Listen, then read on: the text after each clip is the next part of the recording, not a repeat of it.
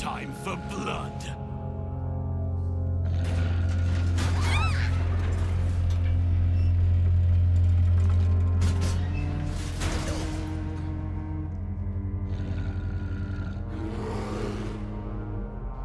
Not only do you speak with a bear, but you free it too? A true friend of nature. Or perhaps a lunatic. Help me eliminate the Drow Minthara, the Hobgoblin Draw Ragslin, and that perversion of a priestess Gut.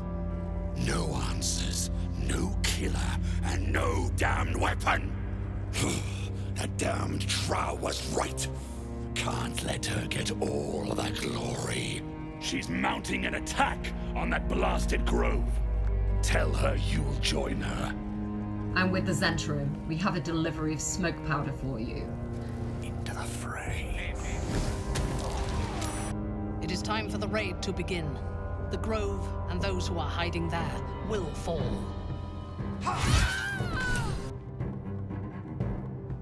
Open your papers, freak. It's time. Disappointing not to have my own squiddy. But your giblets will make for a tasty supper.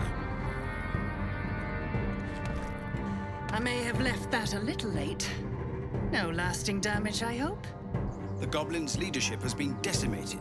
No armies at our heels. Amazing. We can finally leave. But perhaps we need not speak of farewells. We'll join your camp tonight to celebrate if you'll have us.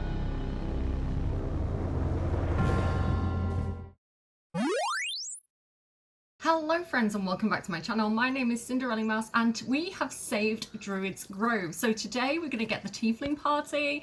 We're going to go around the grove, we're going to speak to everybody, we're going to get everybody's opinions, find out what's going on next.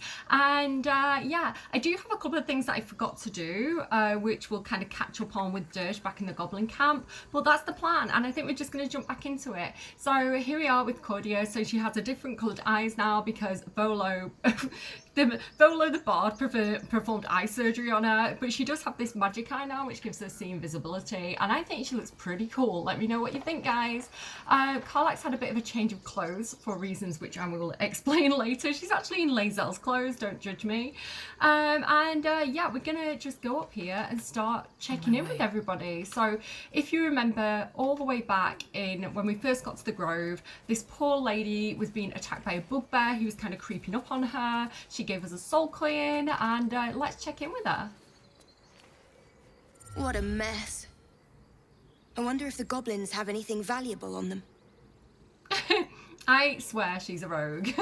Let's keep going and I'm just going to talk to everybody. I think we might have said hello to one or two people in the last episode, but I can't remember specifically who.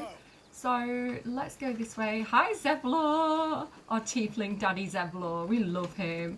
Let's talk to Elegis. I still can't believe you cleared the roads. Expect I won't until the city gates swing shut behind us. Oh, so yeah, they are trying to make it all the way to Baldur's Gate.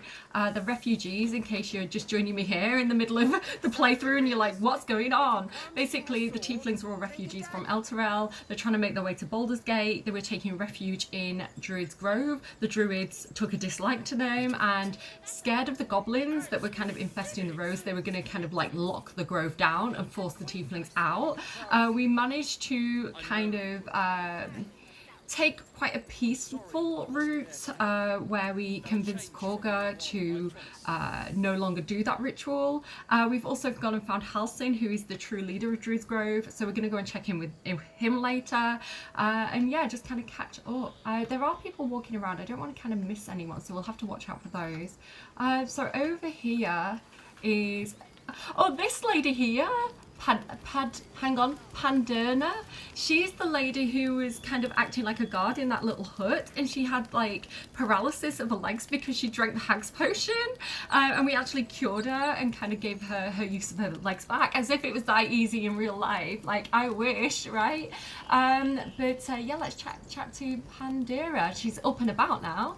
I'd have put good coin on you running off into the sunset, but you did it. You stopped the goblins. Thank you. You're welcome. Oh, also, I think I fixed my graphics card. I don't know what happened to it. I don't know if maybe it did a little update or something, but all my graphics settings look awful recently. But I think I've got them looking a bit better, thankfully. I'm sorry I wasn't there to help. That'll change from now on, I promise. So these are the two that, when we originally got to Druid's Grove and the goblins were attacking, one person in the cutscene kind of got shot with an arrow, and it was, I think maybe their brother. Let's go and talk to them. Let's talk to Memnos first, because I don't think Arca likes us very much. You've solved one problem for us. Guess it's on us to solve the next. We'll help any way we can. Just say the word. Again, my character is very nice. Let's talk to Arca. You killed the goblins. Hope you made them suffer. Yeah, with the help of Sazza, the one that you were going to kill. So yeah, I do actually love the continuality of the game where, you know, the guy gets shot, they kind of grieve him on the top, they move over to where Sazza is, and then they come and bury him. I really like that kind of feeling of like the progression of time in this game. We actually did it! He'd be proud of you. I know he would. I'm sorry I wasn't there to help. That'll change from now on, I promise. Oh, so sweet.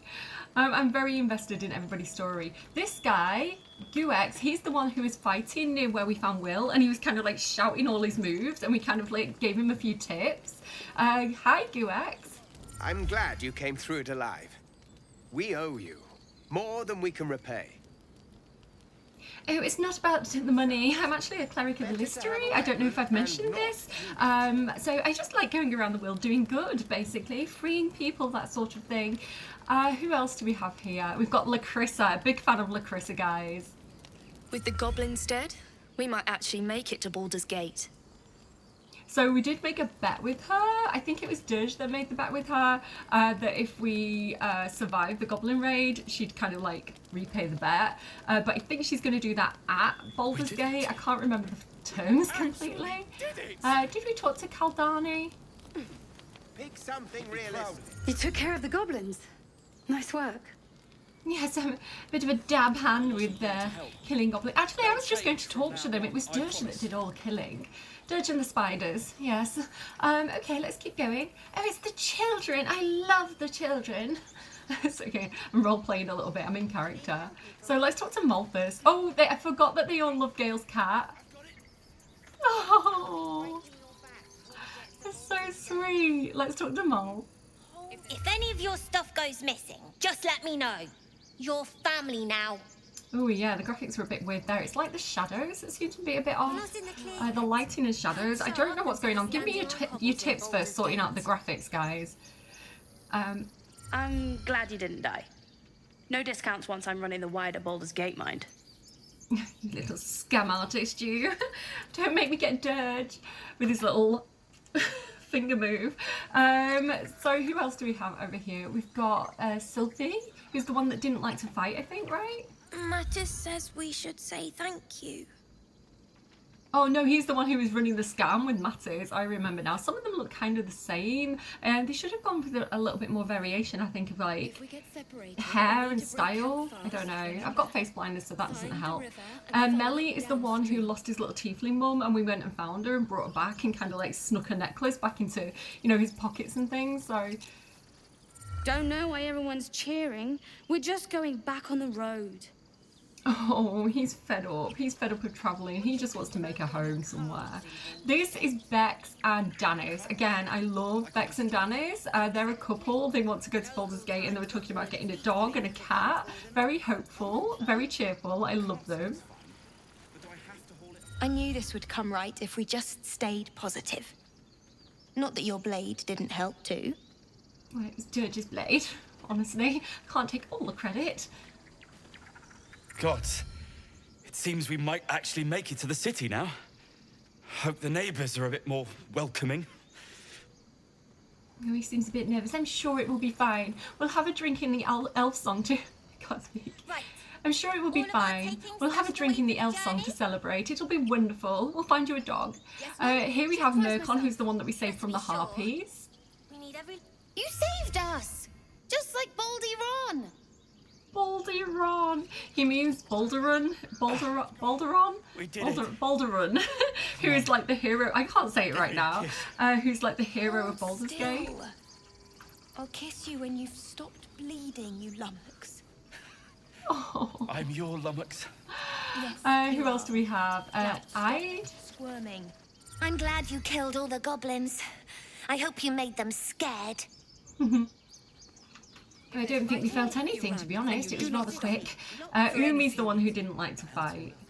I left my sword in the cave. Don't tell, but I don't want to touch it again. It's all right.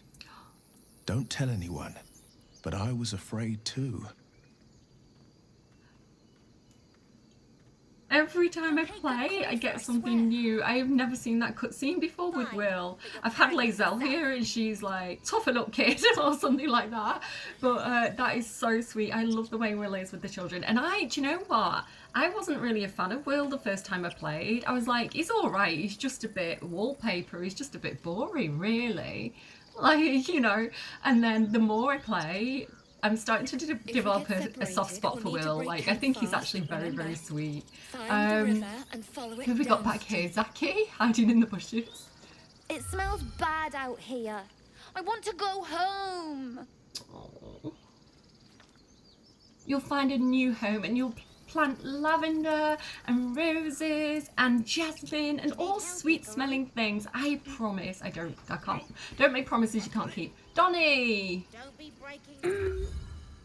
Donnie's the one that doesn't talk. Oh, he's so cute. Oh, I don't think we've talked to Gan yet. I hate you. You killed all the goblins and now we can't practice swords anymore. I'm sorry. I'm sure there will be things to kill on the road. You can still practice sword, right? Get your wooden sword, have secret fights with your friends. Good to keep those skills up in Baldur's Gate, I think. Right, Rika? Heldrel didn't want us, and those druids sure as hell didn't either. But you risked your life for us. Oh, you're all very sweet. And you do not stop. So that's Bex again. Let's talk to this cow, hungry ox. Let us go. I wish to feel the road beneath my hooves. Taste the fresh grass. You eager beaver, you. There's also board ox. The young ones are a nuisance. But the road would not be the same without them. Thank you. Oh, he's sweet. Okay, who else do we have here? Someone just moved. Who was it? Who's this? Tilses? Hi, Tilses. That's it. We can head to the city. Don't know about you, but I'm ready to start my life again. I like the mixed feelings, right? Some are hopeful, some are a bit reluctant to leave, some want to go all the way back home to Elturel. Let's talk to Aramas. We made it somehow. Now we just need to get to Baldur's Gate. Good luck out there. Do you have everything you need? Can I help you pack? Okay, so here's Arabella, who's the little girl we saved from the snake, with her parents, Locke and Cormia. Cormia's the one who gave us the locket. We fed it to Gale. It was a whole thing. Arabella, hi. How are you doing? Baldur's Gate, we're coming. One sorrow ended, the next soon to begin. Oh, cheer up. I'm sure everything will be fine. How about you, Cormia? We didn't die Cormira. today. Tomorrow, perhaps, but not today. Thanks to you. I kind of want to give her a locket back. I feel guilty for feeding it to Gale. Let's talk to Oktar. Back to worrying about road rations it is. So many mouths to feed, but, well, that's not a bad problem to have. Thank you, truly. That's so sweet. It's not a bad problem to have too many mouths to feed. That's adorable. Who else do we have? Oh, here's like the little trio. This is Roland, who is like the apprentice wizard. He wants to go and meet Lorokan in the city. Very excited, a little bit arrogant. I nearly dispatched those goblins myself, but it seems you managed well enough. And why wield a masterwork where a butcher's blade will do? My thanks, truly. Indeed, it's important that you save your spell slots for the big fights later on. I'm sure you'll need them. Just indulging him, you know. Cal? Glad to see some goblin blood spilled for a change. We're sick of running from those rats. And Leah. So if you remember, they were having a fight about Roland wanted to leave, and Leah was really passionate about staying and protecting people. It was you, right? Who took care of the goblins? I knew you were a good one. God, the shadows are really bothering me. Again, I've improved it massively because the hair went bad for a while. What are you doing down there, sir? We couldn't have held them back on our own. Thank you. You're very welcome. Punches his arm. Friendly, in a friendly way, you know. I'm not going to steal all the stuff. In fact, I actually kind of feel like stocking up the supplies for them and helping them out a little bit. Did we speak to Toron? Thought you'd left us to our fate running off like you did. Glad I was wrong. Well, I ran off to help, obviously. We've talked to Tilses. I'm sorry if I'm getting all the names wrong. They are kind of weird names. Sorry. We're ready to head to your camp. Are you? Zevalo, you jump scared me. You really shouldn't do that. I had my knife hand ready. We'll see you there. I have a little bit of catching up to do, and then we're going to have the tiefling party. I'm very excited because it's kind of like, you know, romance at the tiefling party time. Yeah, we'll see you there. I want to go and talk to my friend Alfira that we went to great pains to keep her alive. If you remember, if you're playing as the Dark Urge, he kills her in his sleep, and we had to kind of like knock her out. We kind of jumped through hoops. Instead of killing Alfira, he killed a bard called Quill. So yeah, I had to keep Alfira alive. I kind of wish she was a companion. I'm gonna be honest, like, listen, if anyone from Larian Studios is watching, do us all a favour and make it so that we can recruit Alfira, and that there's a way of dodging that scene as well with Dirge, because I feel really bad. Okay, Alfira. I'm going to have to write a song about you now, aren't I? But truly, thank you. It's nice to be done with the sad songs. For a time. Oh, stupid shadow glitches. Oh, that would be wonderful. I would love that, Alfira. Why are you following me, Arabella? Go back to your parents. Gale, your cat is causing trouble. Maybe we need to go and leave the cat near the children. That might be a good idea, so they don't follow us around the entire Druid's Grove. Look at them all. So funny. Yeah, I'm gonna let the cat stay with the children. Let's get the cat over here. Come on, kids. There you go. Pet the cat. It's fine. No one back home will ever believe let's this. go a little bit Light on deeper my into the feet. grove then. So most people have kind of left this kind of like upper area now, because this is where all the tieflings were hanging out. But let's see if there's anything we want to trade with Aaron. I have something to ask. So it's true. You scattered the goblins. Peace can finally return to this corner of the Sword Coast. Thank you. No problem. I'm just glad I could help. Any chance of a discount? As am I. And I'm sure those poor refugees would quite agree. Agree that you should give me a discount? I think, you know, I found it really weird the first time I played, because it's like we saved the Druid's Grove, we fought back the goblins, and you think his approval of me would be a little bit higher. Like maybe his starting approval would be higher, but it's not. I found like the approval of the traders really weird generally in the game. I don't want to scam him today. I don't want to like overly scam people.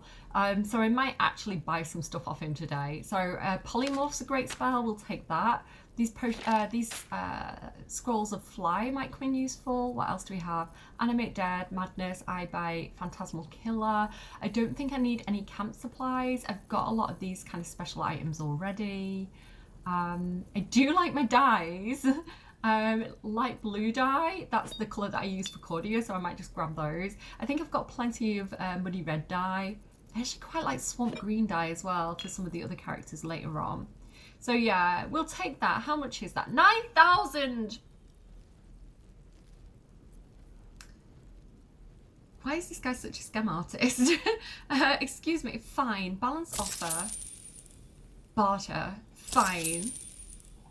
May you keep balance. Yes, use that wisely. Maybe grow some more crops so you don't have to turf out the next group of refugees that come knocking at your grove.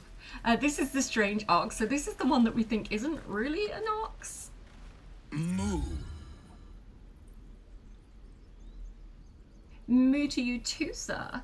So yeah, we can run around. The thing is, now that there's nobody around, nobody's really guarding anything, we can technically go and poke around in some of these boxes if we want to, like see if there's any other items that we've missed. It is still basically considered stealing, but yeah, I don't really think we need a lot of this stuff, honestly.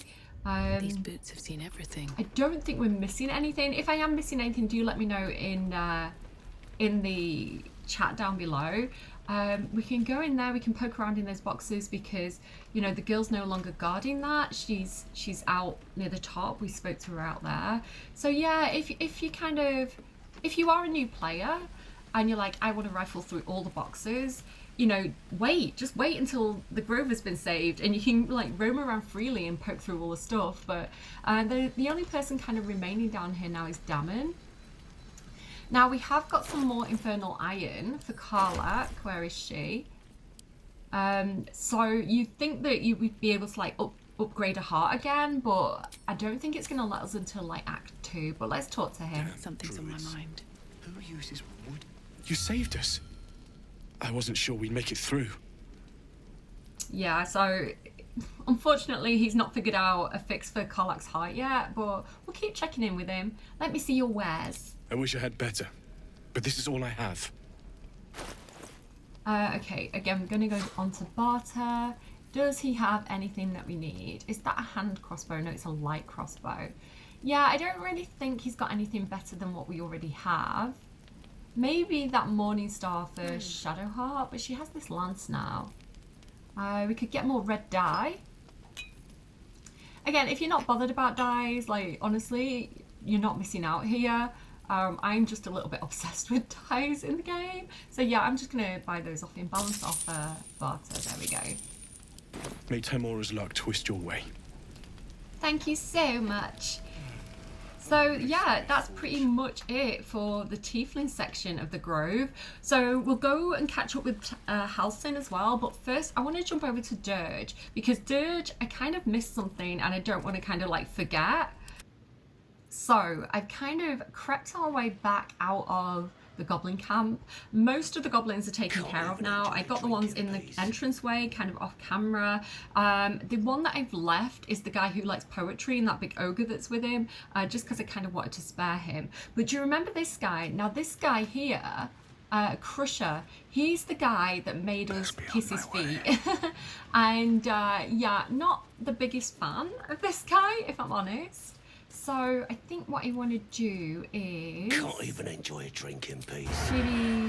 Maybe a quick sneak attack on this guy, perhaps? I'm just maybe waiting. Starion.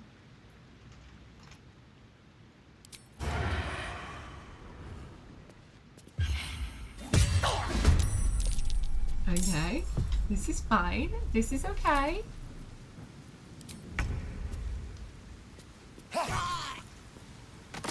Okay, so if we have a look at what this guy had on him, he has a special item, Crusher's Ring, and the good thing about this is it gives you 3+ meters of movement speed. So depending on which race you pick at the beginning, some of the characters have better movement than others. So if you're getting really frustrated with not being able to kind of like get to where you want to get to, like when you're in combat, so say it's your turn and that you're a melee fighter and that person is just out of your reach, Crusher's Ring is going to give you those extra few steps so that you can get into melee.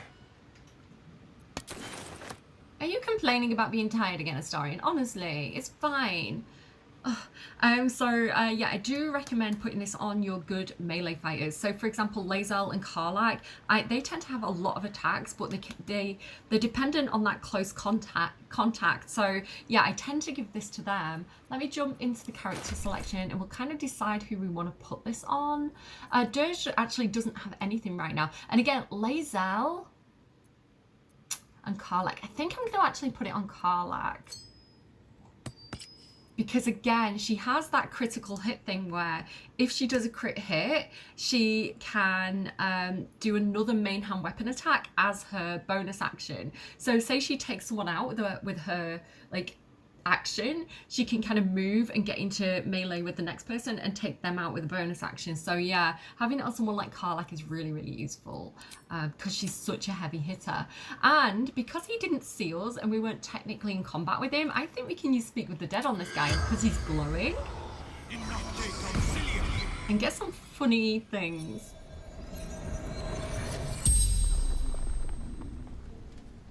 The corpse regards you lifelessly.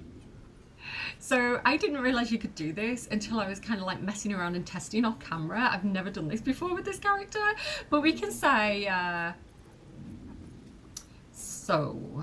do you have a thing for feet or? Of course not. That's disgusting.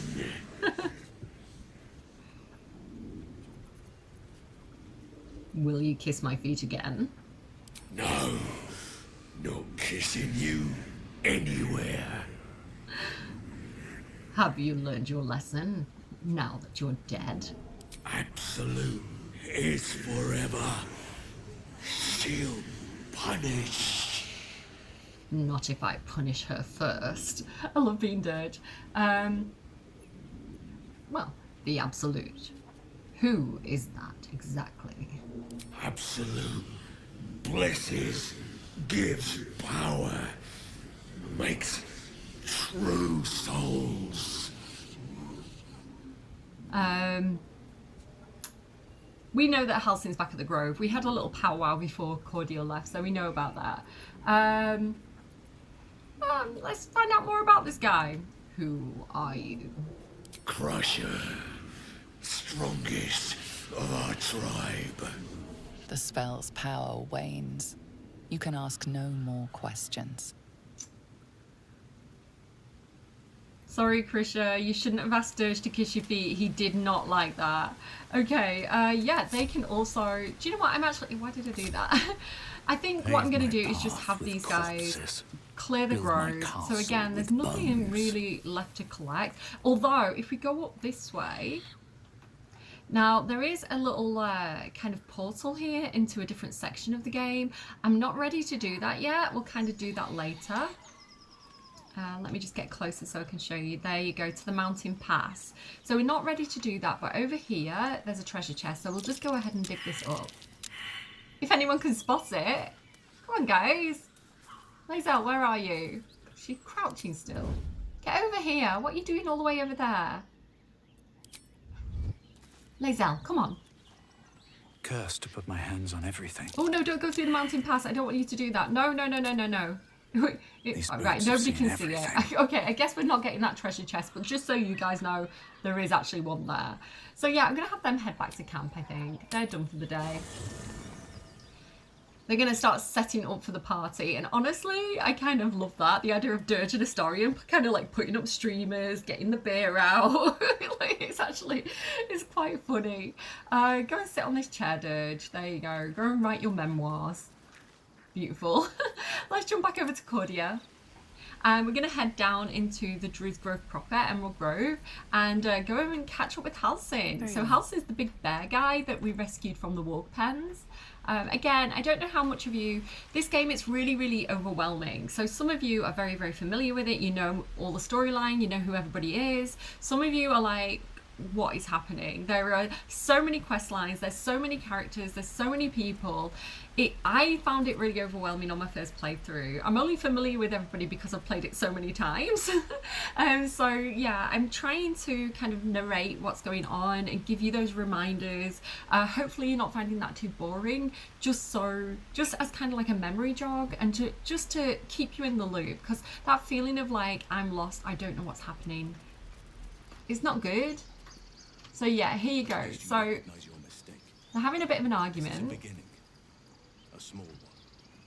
Korga is getting a bit of a dressing down from Halsin.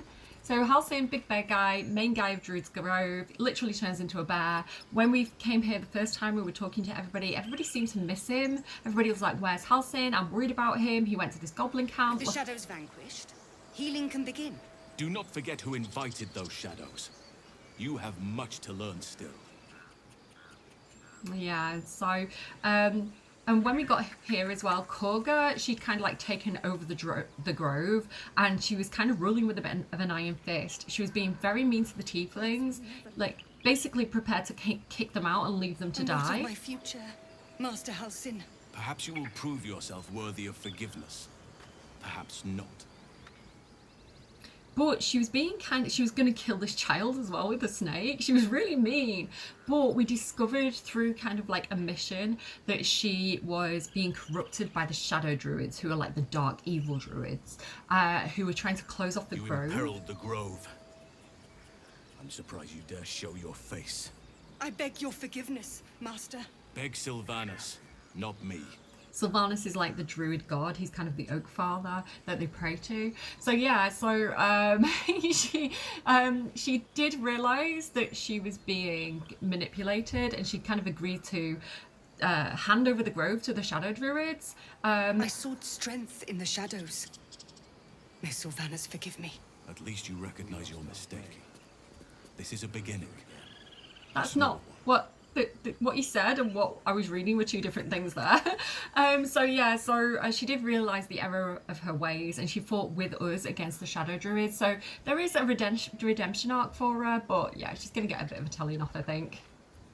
You took it upon yourself to undertake the Rite of Thorns. I ought to exile you from this place. Forever. Instead, I shall listen to the explanation that you owe me. An error most grave, Master. I beg your grace. Grace is bestowed by nature, not me. You will stay as a novice anew. You have forgotten the ways of the druids, the natural order of things. It is up to you to prove the lessons have been learned once more. So as you say. And so it is done, Master. Yes, Master. Anything you say, Master. So Cordelia would be very empathetic actually to Korga. She's a very kind person, and I think she'd kind of be devil's advocate in this moment. So she would say, I think she'd say this: you'll have your hands full with her. She shows great spirit, to put it mildly. Yeah, and seeing that spirit as a good thing, but a good thing that needs some guidance, perhaps. She shows great insolence, but time will humble her, and the grove still needs her. You will soon see why. But enough of that for now. I owe you my thanks. The grove stands. Nature prevails. And again, I am in your debt. Speak to Wrath. He will reward you for your efforts. So Cody would be like, oh, we're having a tiefling party later, you're invited. I want to kind of say here that if Arabella gets killed, the little tiefling girl by Korga, he absolutely shouts at Korga, and he's like, how dare you kill a child is a creation of nature, and all this kind of stuff. And I'm like, dude, when you were a bear in the warg pens, you were going to kill the goblin children. He's a bit of a hypocrite with that, which is why I want to like Halcyon, but also I kind of don't like Halcyon, because I do find that really hypocritical, because he would, if he got close enough to those goblin kids, he would have swiped at them. So it's like, oh, it's okay when it's a tiefling kid, but not a goblin kid. I don't know. I'm not sure about Halcyon, guys. Let me know what you think of Halcyon in the comments down below. But yeah, she'd be like, come to the goblin party. She wouldn't be like, but what about my problem?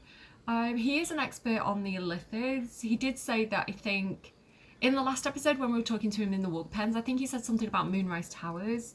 I think she would say, what happens next? The journey to Moonrise Towers, and all the dangers that entails. But that's tomorrow's problem. Take some time for yourself tonight. Rest, celebrate. Come morning, I'll be by your side. Healing can begin. Do not forget who invited those shadows. Okay, so let's have a chat with the druids. Let's see if they've cheered up a bit now, because they were really mean before. Very well. Things are starting to calm down, thanks to you. We can finally get some rest. So he seems quite nice. There's a guy walking around over there, but let's go this way. So we've got Inwi.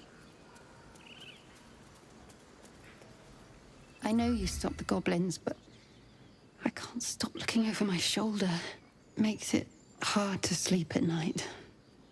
So again, I do feel like they were acting out of fear, and I think especially like in the UK, we've seen this in the last couple of weeks where, you know, people can maybe make bad choices when they're scared and when they're angry and when they're seeing certain things in the news. I think, you know, it brings out the worst in people sometimes, and I think that's what happened with the druids. You know, art imitates life a little bit. Let's talk to Tahan.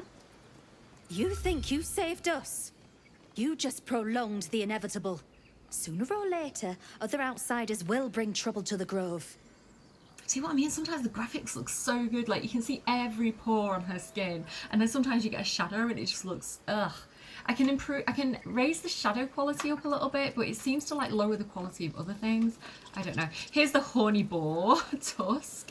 He wanted like Halcyon back because Halcyon had promised him a mate. Well, at least the sun is nice. You should try it. Lay down and bask in its warmth. Maybe I will. That does sound wonderful. This is the lady who was talking to the bird. She was really worried about Halcyon. She disagreed with the whole ritual, and she was trying to like send the bird to go to the camp to find out what was happening. I like her. The goblins are gone, but so is our idol. We are exposed without it. Oh, yeah, we stole the idol. I forgot about that. We stole the idol and gave it to Mol. Because I didn't trust them to not do it again. Right, honestly, you're better off without the idol. Maybe Mol will give it back if you're lucky. Do you hear them? The birds? They're beautiful. I've thought of nothing but goblins and tieflings for so long. I stopped listening. That's lovely. That's really nice that she has time to listen to the birds again. I don't know why that's making me tear up a little bit. We wasted so much time fighting each other. Sylvanas taught us a lesson by letting an outsider save us.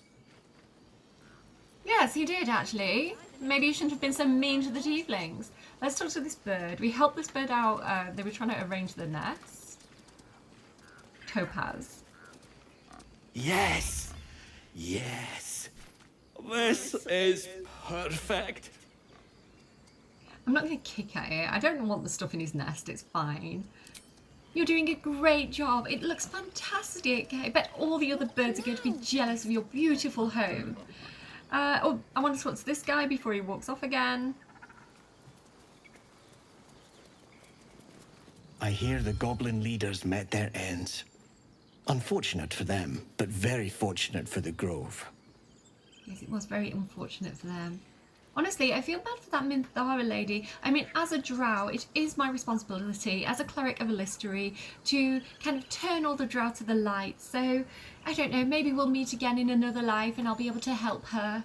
Let's talk to the bears. There's 3 bears that we can talk to. There's actually 4, but one of them I can't talk to for some reason. Salty fish. 3 heads. That sounds like a monster, actually. I hope we don't meet those. There's this guy over here. This is the one that Volo was talking to. He was trying to tell his story to Volo, and Volo was just hearing what he wanted to hear. You're curious. You got a great many odors about you. What happened to you? Tell him about the intrigues of the Underdark and how you ended up there. I mean, I think it's probably because we've been hanging around in a goblin camp for a while, but I don't have that option. Yeah, so let's talk about the Underdark. He listens, rapt, hanging on every word. As you near the end of your tale, you see his attention drift as he licks his lips, thinking about something else entirely. Oh, I'm thinking about eating Volo, probably. Let's go down here. There's one more. This is the fishing bear. So this is where we got that amulet of Sylvanas from, the one that gave us lesser restoration. We healed that girl with it. Hi. He's back! You brought him back! Oh, he's so excited. That's so cute. He's the one that was really worried about Halsin. He's adorable. Okay, well, I think we should probably catch up with Wrath. Wrath is the druid that I really liked, the one that was kind of trying to stand up to Korga. He was saying, you know, he was protecting Arabella. I really like Wrath. So he's going to be in here. Let's go through the door. My hands on everything. And Halsin said he had a... Oh, there's a lady here. Gioma. I wasn't sure about you at first. Thought you might be trouble. I was very wrong. Oh, I am trouble, but the good kind. Yeah, so let's go see, because apparently he's got a reward for us. And honestly, I wasn't going to take a reward off the tieflings because, you know, they are, what are they called? They're refugees. But the druids, honestly... The first letter from Cloakwood came a season ago. But when Halsin departed, the shadows truly took root. I should have resisted. It should have been different. See, so she does have a redemption arc. Sylvanas keep you. And I think Cordia would take that as kind of like confirmation that there is good in people, and if you just give them a chance and you educate them, like, you know, you can make things better. Again, she is more of a negotiator than a fighter, so yeah, I think that's really cementing that for her. Oh, I wanted to talk to Silver, but he's gone. Like, Shadowheart, please don't be afraid of wolves. Some of them are nice. Here's Wrath. Let's go and talk to him. You done it. You brought Halsin back. Thank you. No, thanks is not enough. May Sylvanas bless you for all your days. I cannot imagine taking on a camp full of goblins was a simple task. I think some of these are a bit dirgy. She's just gonna say, think nothing of it. I'm glad Halsin is safe. As am I. The grove will be whole again. And I promised you a reward, didn't I? Let me show you on your map where you can find the cache. Take this rune. You'll need it. Place it among the pedestals inside our library. When the wolf glows brightest, everything in the vault below will be yours. Oh, how wonderful. Thank you so much. So, where's Silver? Because I do want to say a quick hi to Silver. Silver is the wolf that belongs to Wrath. The wolf focuses on you, calmed in your presence. I do have Speak with the Animals on, don't I? Alright, I like that his presence calms him. My presence calms him.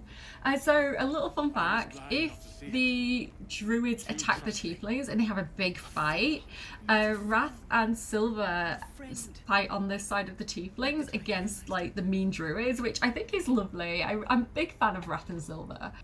Let's talk to Findal as well. Peace is returning to the grove. We have you to thank for that. You do. Remember this lesson for the future. Outsiders can be a good thing. There's another guy as well, isn't he? The kind of like pompous guy. Oh, who's this? Loic. Hello, Loic. You did this grove a great favour. Now leave the rest to us. Still a little bit antisocial, perhaps. Where's the blonde guy? Oh, here he is. This guy's kind of pompous. Mark Coyle. I think it's high time you all left. Our sacred grove has sheltered you enough. And where were you during the attack? Within the inner sanctum, of course. It is not for us to fight your battles. I think that you'll find that was your battle, actually.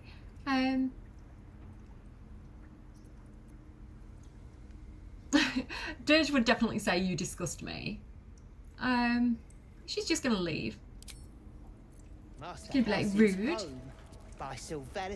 Actually, do you know what? She's gonna take like the upper path here. She's just gonna give him some guidance. Oh, it won't let me. Let's just say that she gives him some guidance so that he can, you know, be a bit more enlightened than perhaps his closed-off view of the world currently allows. Oh my goodness, look at the bird. Why is the bird still exhausted? No. Wings still a little stiff, but I'm getting stronger. Why is he still on the floor? Oh. Can I do lesser restoration on it? No. Oh, I want to make it better. Okay, let's talk to Nettie. Blessed day. I was worried I'd never see Master Halsin again. You kept your word. Thank you. You're very welcome. I say Nettie like that, by the way, because of Brian Deckard, I think is his name. He played Connor in Detroit. He did play Connor in Detroit Become Human, and like the guy who kind of invented the androids. And him and his wife have been playing Baldur's Gate. I've been watching a little bit of their series, and they keep going Nettie, Nettie. So now I'm doing it too. Of course. It's my duty to help those in need. And bloody hells, did we need it. But here, to mend any hurts. It's not poison, is it, Nettie? Have to tidy this place. It's not poison, is it, Nettie? Aren't you glad we didn't poison ourselves when you had the chance? Right, okay, so that didn't make sense. So there's some stuff we can take here. Do you know what? Let's go and take it. It might come in handy in the future. She's letting us. She's like, yeah, this is fine. Take my weeds. There's also this. Where's the drow gone? Wasn't there like a dead drow? Did I pick him up already, or was he in here? Oh, here he is. Yeah. So I want to sneakily take this drow because again, this is just. There's a parasite nearby. You should take a closer look. Okay, Alistair, I will. Oh, we can take it now. It was red before? Okay, yeah. If Alistair tells me to take the tadpole, I'm taking the tadpole. Let's have a look at some more of these notes as well. My dear Nettie, how do I do your Halsin voice? I entrust you with the circlet to open the library. Wear it always. If you need to enter the vault, talk to Wrath. He has the rune, but won't give it to anyone except me. So be sure to have a good reason to ask.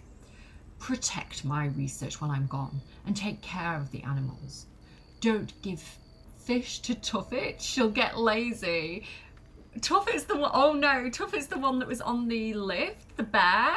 And he said don't give a fish, and we gave a fish to get her off the lift. So oops. Okay, what else is that? I don't know if we read all these the first time we came in here. Anatomical sketches of both of drow and a lifted tadpole are accompanied by notes written in urgent scrabble. The parasite was nestled deep in the brain matter, illithid undoubtedly, yet the host seemed unaware while alive. No visible signs of seromorphosis on the cadaver, most strange. So yeah, like Halsin was kind of, you know, reviewing the tadpoles. We can also get Halsin's pipe, which, fun, and Halsin's journal. Extraordinary happenings. While meditating in the forest, Nettie and I were ambushed by a pack of goblins led by a drow. Yeah, I think we've read that already, but you can have a read of that yourself if you just pause. So yeah, like I say, I kind of want to take the drow. Can I close this? I don't think I can. I think only Nettie can open and close this. But maybe... Yeah, I think I'm going to have... Let's turn down the fire. I don't know. I think Cordia would have some weird idea about like returning him to the Underdark or something. You know, like it's her sacred duty to do that with the drow. Okay, so now, like I say, if when you first come in here, all these are red and you can't actually click on them. But now that we're kind of allowed in here, we're a bit more accepted. There's all this stuff that we can take. I'm just going to go ahead and grab everything for now, and then I might sort it off camera. And if there's anything interesting, I'll go ahead and kind of like show you. Like at the end of the episode maybe, after we've done everything else, because I don't want to bore you by looking at every single book that I collect. What's this little room? Oh, this is, do you remember when we snuck Sazza out and we kind of snuck out the back way? That's kind of leads you to that back passage. This place is more dangerous than I thought. And I don't know, some of you are interested in going in the back passage and some of you aren't, and I'll leave that choice to you. For when you do your playthrough. And yeah, there's lots and lots of scrolls here. I like Dimension Door, definitely interested in grabbing those. And these Bullywug trumpets. So yeah, you can just kind of, don't worry too much when you first visit the Grove about kind of clicking on all the stuff and sneaking around, because you can just come back and do it freely kind of later on. Unless you're taking a bad playthrough and you want to kind of sneak around and steal stuff, in which case, that's your choice.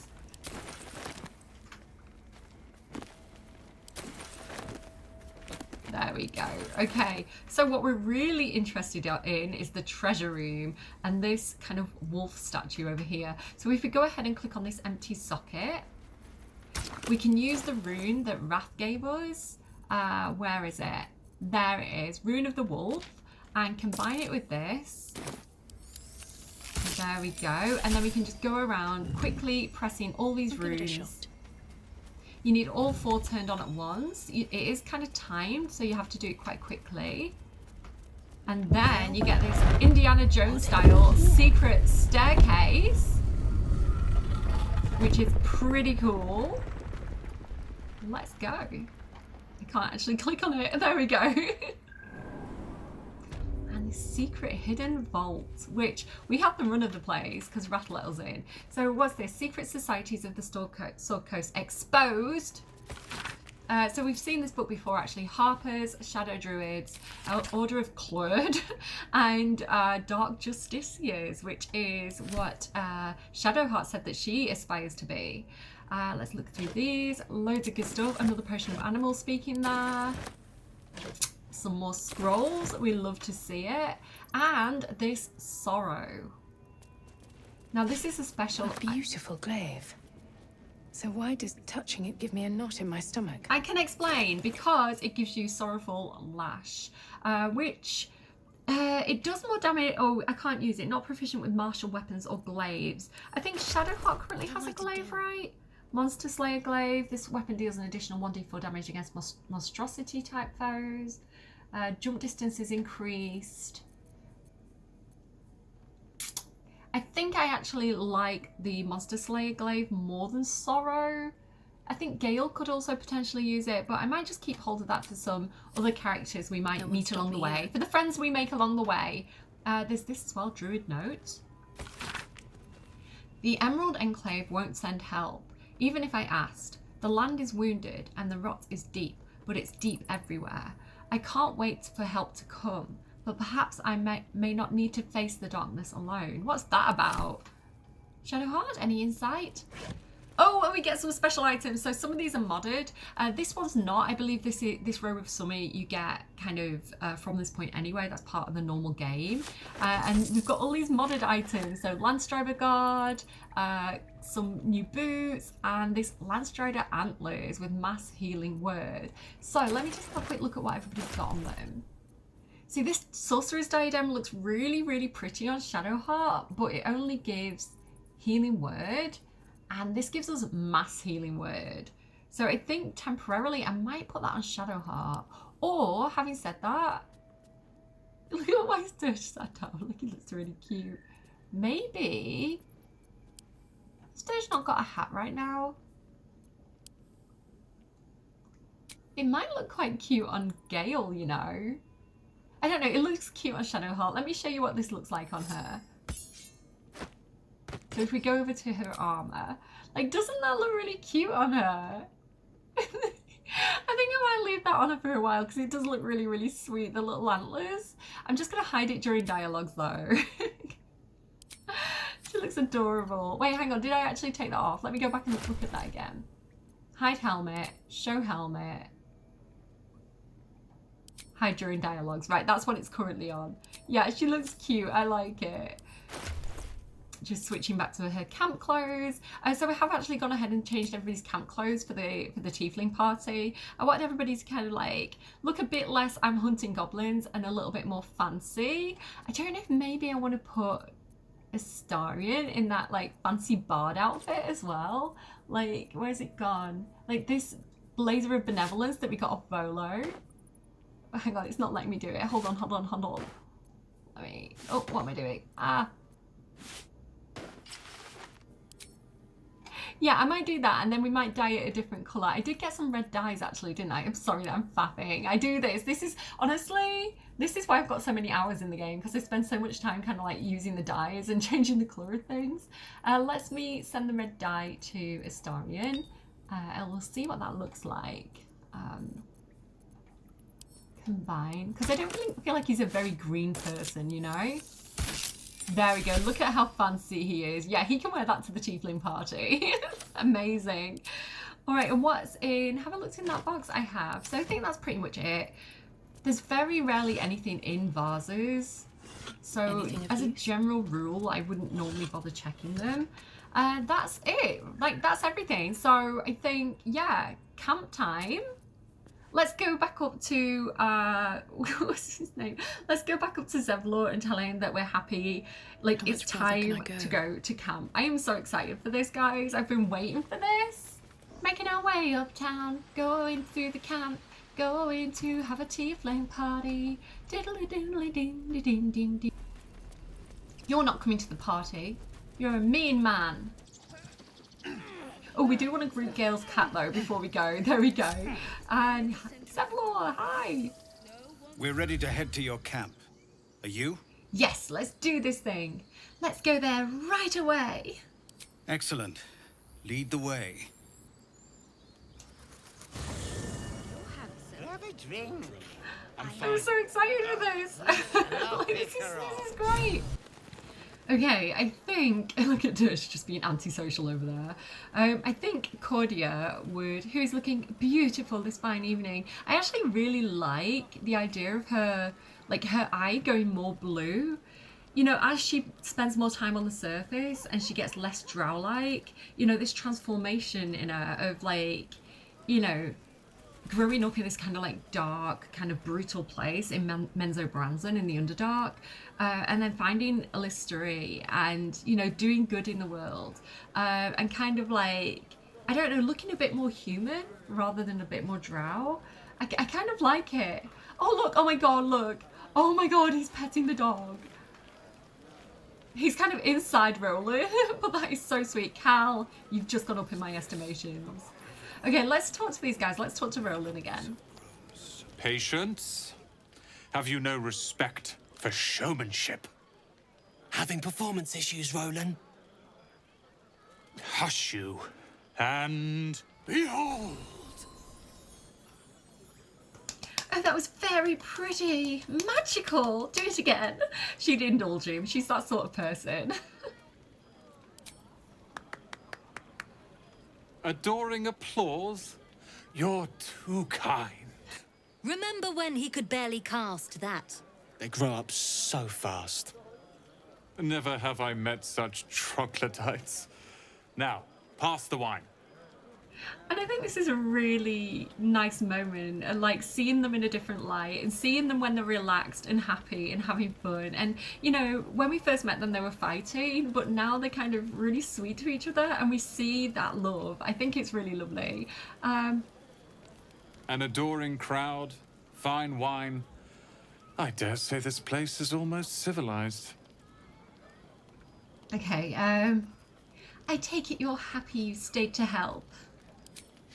Not at all. But perhaps Leah had a point. What is the point in blades and spells if we don't use them? Though we won't need either soon. As Leroican's apprentice, I'll take care of everything. So again, he's got a big ego, which I think is endemic in wizards, but also this idea of like, I want to be powerful enough to be able to take care of the people I love is actually quite a redeeming feature of him. Let's talk to Cal. Are Roland and Leah actually getting along? I know you cut down a horde of goblins, but this is far more impressive. And Leah. Look at them. How happy they are. We did that. I think the boozers do more than we did. I like 1 and 2. I'm glad you stuck around. Me too. You're one of the good ones, you know that. Look us up when you hit Baldur's Gate. Be nice to see a friendly face. big shout out to the story writers and, you know, the character developers of Baldur's Gate. I think the team did such a great job of, like, you know, provoking that empathy and giving you these really, like, these characters who have a huge amount of depth to them and their own backstories and their own troubles and their own cares and their own people that they love. Like, I am so hooked with this game, honestly. And so Bex and Danis, the ones that want to go and get a dog in Baldur's Gate, I love them so much. Watch this. I need to dance! No, I need to lie down. A little bit too much wine. Danis? Sherry! That's infernal for cheers. Or possibly turnip. Either way, Sherry. Gale. She would make a beeline for Gale. Like, she has a huge soft spot for him. Beautiful night, don't you think? Nothing like a brush with destruction to make one appreciate the majesty of the celestial canvas. It's a view I would once have shared with my companion, though definitely unaccompanied by such revelry.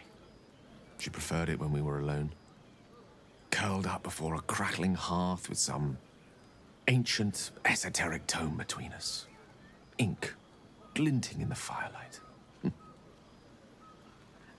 So I think Cordia was probably looking to have a bit of a romantic evening with Gale, but again, he seems very, very hooked on Mistra. But I think she would know him well enough to be like, are you talking about your cat?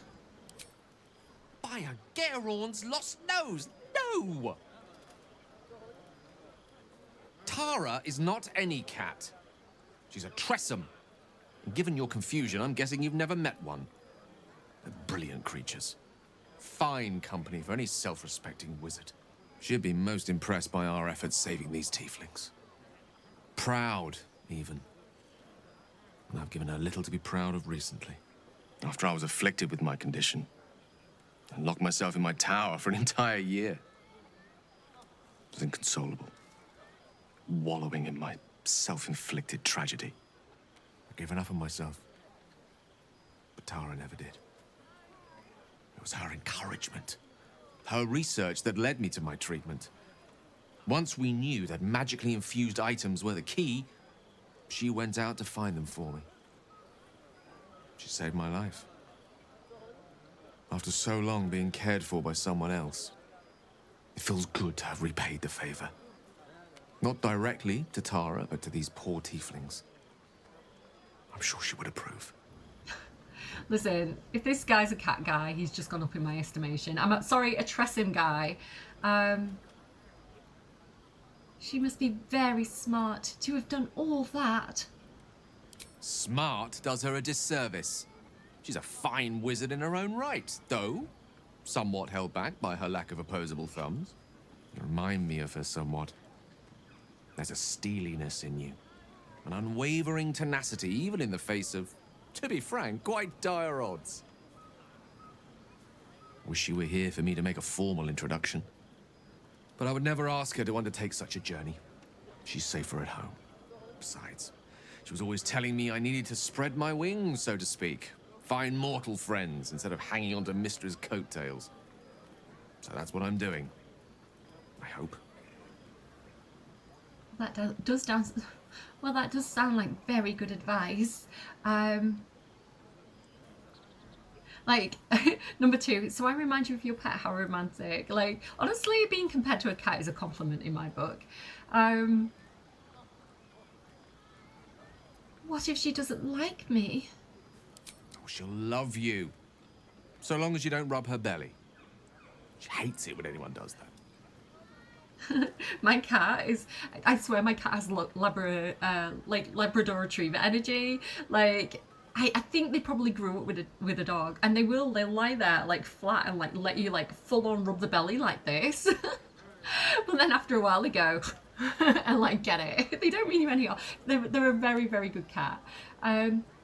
Oh, do you like having your belly rubbed? Yeah, I'm going with that one. Do you like having your belly rubbed? The pleasures I experienced in Mistra's embrace go far beyond the thrill of having one's tummy tickled. I remember once, she took the smallest piece of the weave and made it into... Wait, are you saying... You know what? I think I've clearly had far too much wine. Then you've had nowhere near enough. I think this is a conversation best held back on. For now. With my condition as volatile as it is, I fear any undue excitement may tip it over the edge, so to speak. Go.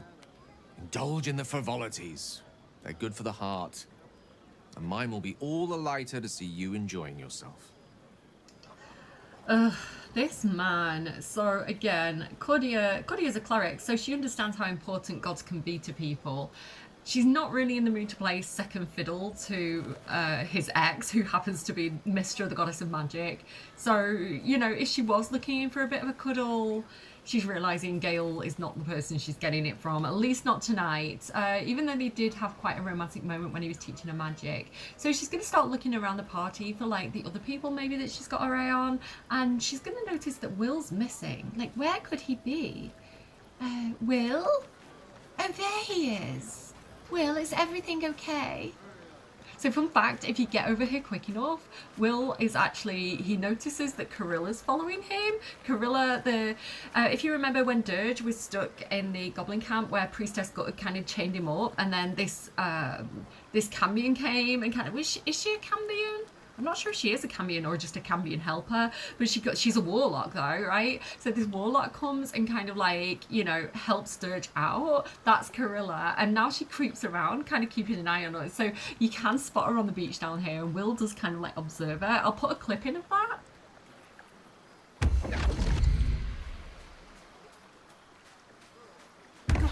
And gods, what's that smell?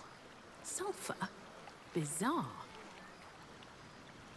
So yeah, Will, is everything okay? Why aren't you enjoying the party?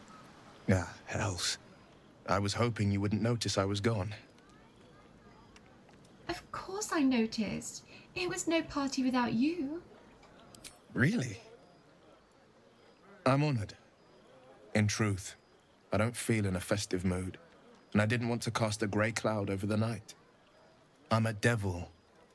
I love the people from the Grove, but I unsettle them deep down, as I seem to unsettle everyone nowadays. You don't want a devil at your party. Horns this sharp will pop the balloons, you see, and the guests won't take kindly to scars quite so monstrous. So, okay, Will, one, you're at a tiefling party. Everyone's got horns, right? I'm the odd one out for not having horns right now. Carlack's got horns. We love her. But she's gonna say, you don't unsettle me. You know that. If only half the world had half the heart you do. But, off with you. This is your day. Have a dance. Enjoy the music. But I want to dance with you. In truth, I always enjoyed a bit of pomp. I once beat the Baldrin record for the most sarabands danced in a single evening, much to the exhaustion of the good ladies and gentlemen of the gate. I imagine you're fairly skilled with your form too. That would be a sight to behold. You cut quite a fine figure. I can just imagine leading you with an entire ballroom watching. But who am I fooling? I can't go back to that life. Well, if not a dance, then maybe a kiss. Wait, hang on. So Will, just as a recap, his dad is Duke Ravengard of Baldur's Gate. He's quite an important guy, and he's been kind of kidnapped. He was kidnapped by the goblins and the drow. We didn't find him when we raided the goblin camp. We think he's been taken to Moonrise Towers, but it seems like there was a little bit of a falling out between them, perhaps, where you know, Will kind of got hooked up with the devil, Mizora. This can be a, like, I think is he an agent of Zariel as well? And he's kind of been running around Soul Coast, kind of fighting demons and things like this. So, yeah, that's his whole thing. So she's going to say, well, if not a dance, then maybe a kiss. Little pout, you know. Oh, I've got to persuade him? I thought my body alone would be enough to swing this argument. Not using friends, we learnt our lesson there with Shadowheart. Yeah, we've done it. Gonna get a little kiss off Will. Let's go. You drive a hard bargain, but just the one.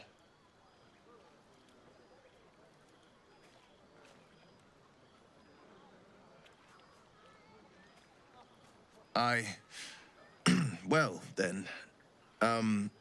You've got a party to get back to. After all, tonight is about you. There will be another time for us.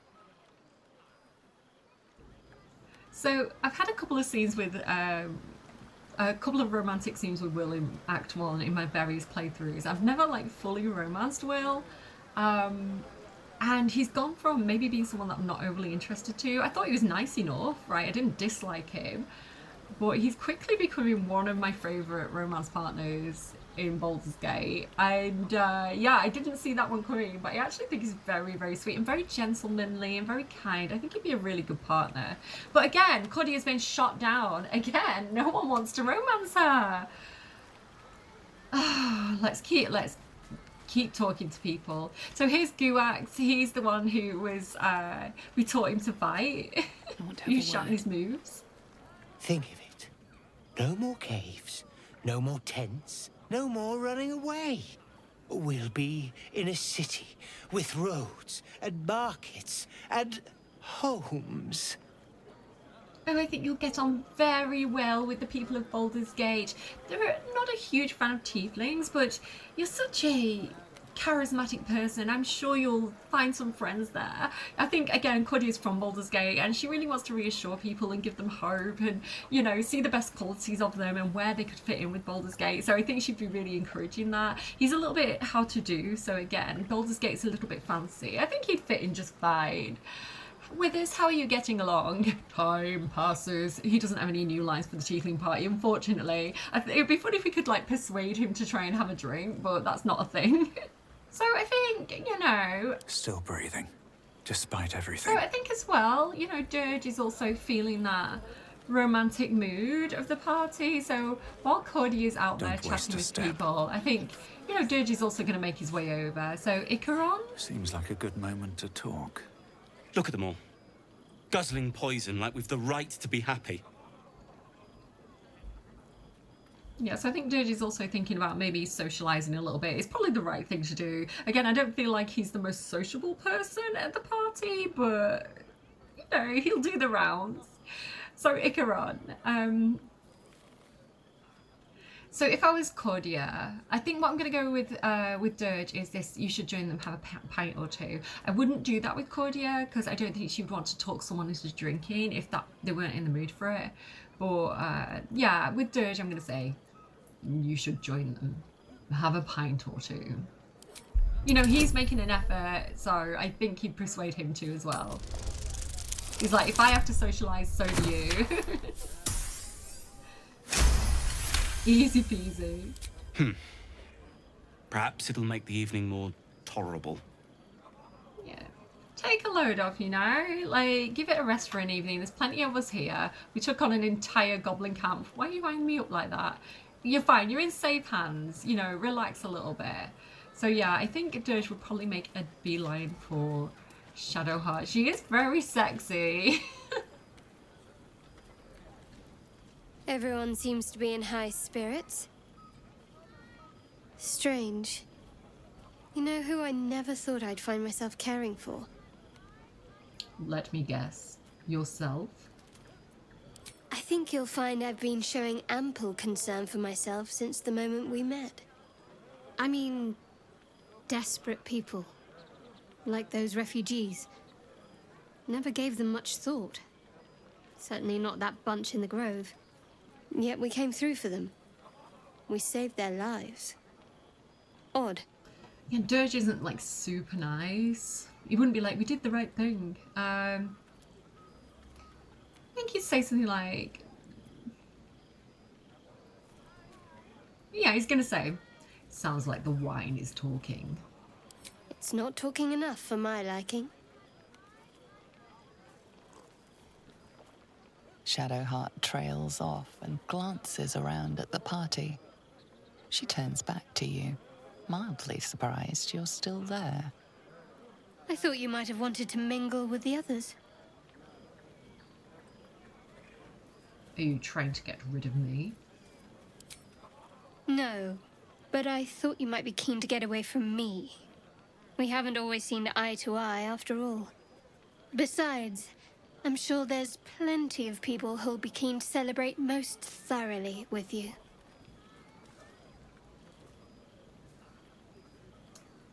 Maybe I'd like to celebrate with you. Maybe you would, but I'm not cruel enough to get your hopes up, in spite of what some might believe. Shot down, like 3 in a row, guys. Are we even gonna get to woohoo anyone at the Goblin Party? Goblin Party, Tiefling Party. Goblin Party, I've not had one of those. I actually haven't. I always save Druid's Grove so far. If you don't know, if you side with Minthara and the Goblin Camp and you attack Druid's Grove, you get a Goblin Party instead. I need to do that one day because I've never seen any footage of it or anything, so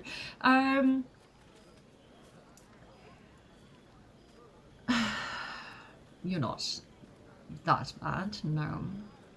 You may pretend to be that bad from time to time.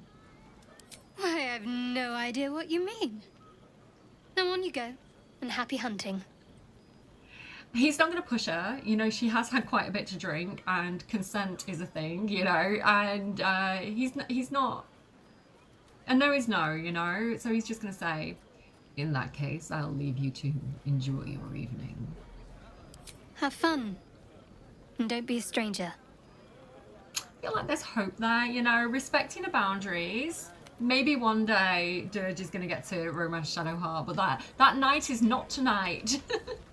Okay, I think Cordia would, next on the list would probably be Shadowheart as well, but she sees Dirge talking to her.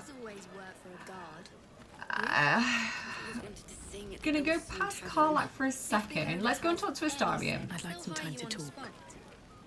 You know, I never pictured myself as a hero. Never thought I'd be the one they'd toast for saving so many lives. And now that I'm here,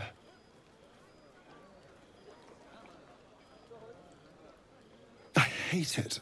This is awful. Really? Saving lives is awful? We killed some goblins to save some tieflings. The tally of lives didn't change much. But what do I get for all my hard work? A pat on the head and vinegar for wine. I think she'd argue a bit. She'd be like, well, yes, but it's not a real balance because those goblins would have carried on killing people. The tieflings aren't inherently violent. They're not going to go around killing any more people unnecessarily. So actually we've saved a considerable amount of lives. Whinge all you want. I'm having fun. By all means, go and enjoy yourself. I'll be here, waiting for the sunrise. So, no longer the story either for Cordia. Well, let's talk to Lacrissa. Hope you're enjoying the night, hero. I certainly am. Cheers to many more like this. Love. So, Lacrissa and Althea are hanging around a bit together. You know, they seem to be getting on very well. This might be the wine talking, but I'm feeling inspired. Thinking of writing my next song about you. But I need an angle. Any ideas? So there is this option for Cleric of Illustray. I don't deserve such praise. I serve a higher power, but Cordia is out to try and spend the evening with someone, and Althea is very pretty and very kind. So, and do you know what? I think she might be flirting with me, saying she's going to write a song about me. So, have you seen this body? It would be a crime not to sing about it. Kind of jokingly, though. One raunchy ballad coming up. Okay, it's a shame that Volo's not here because you can actually get them all singing together. Let me just show you. Let me grab Astarion. Astarion. Watch your back. Talents are needed. So we did give Astarion like 1 point of Bard. Oh, I don't want you to sit down. So he can get his violin out, which he's proficient in, and he can do us a little tune. Where is it? It's not under common, is it not? Where's his violin? I can't see it. I can't see the option. Come on, Alfie. Actually, where is it? Spicy. All right. Hearts a quiver. Who raised our bows? None of that poetic stuff. Something like goblins swarmed, but we were brave and fried them all with a thunder wave. But that's not what happened. Live a little. Do you know what? That's not bad advice. You know, spice it up. You know, if Volo can write stories about dragons that weren't there, Alfira, you can write some fun songs. I can't see his option. Has he even got his violin equipped? He has. Can I right click it? No, right. Hang on. Where is this option? Common. Yeah, it should be under common. Why can't I see it? Let me bob it there. Boop. And, oh, was it there all along and I just didn't see it? Let's do good old bard dance. So yeah, because they're both bards, if Astarion starts playing, Alfira will also start playing.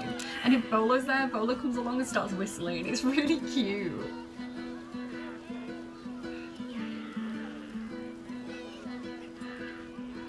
Isn't it wholesome? I actually want Astarion to talk to Alfira as well. This might be the wine talking, but I'm feeling inspired. Thinking of writing my next song about you. But I need an angle. Any ideas? So everybody gets different options. So he has some bard options.